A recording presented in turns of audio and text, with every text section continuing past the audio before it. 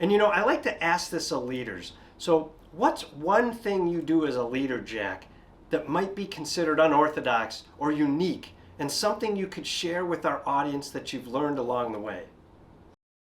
I would go back to how we've transitioned as leaders in the world.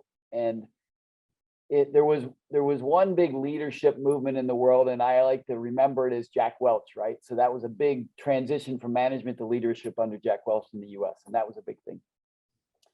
There's only one thing I never liked about the Jack Welch revolution, and he tried to build an environment where you should not care about people. I remember one quote he said one time. It's like, you should have a good relationship with your people, but if you have, let's say, a vice president working for you and you fire him on a Monday, you should still have no problem golfing with him on a Saturday. Yeah. And everybody should just understand that that's the way it is. And I used to think that's horrible because that's not very compassionate. Right. Well, so where I am, my belief is I'm so excited to see that the word caring can get back into leadership. And Simon Sinek's a great preacher of this, and others today. And that the other little example maybe I will give you that I use as my guiding light.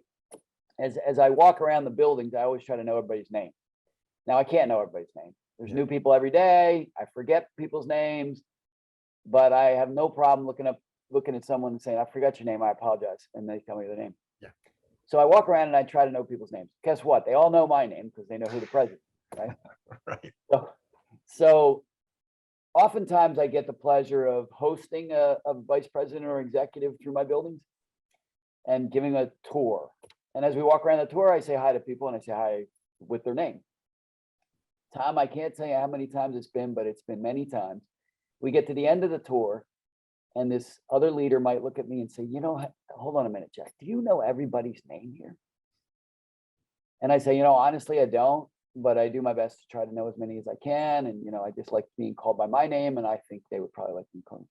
And I've had these leaders look at me and say, that's fascinating. And what I always do when some word, some phrase like that, a little bubble pops up in my head. And the little bubble that pops up in my head that I just can't say to those individuals is, it's fascinating to me that it's fascinating to them. Right. That I know people's names. Right. So if you ask me what my soapbox in leadership would be, it's the fact that we are now allowed to have caring back in leadership. And I think it's a wonderful place to be. That's great. And on that note, that was wonderful. And Jack, I want to thank you for your time, for your commitment to Industry 4.0 and this digital transformation that's occurring, and helping us tell the story.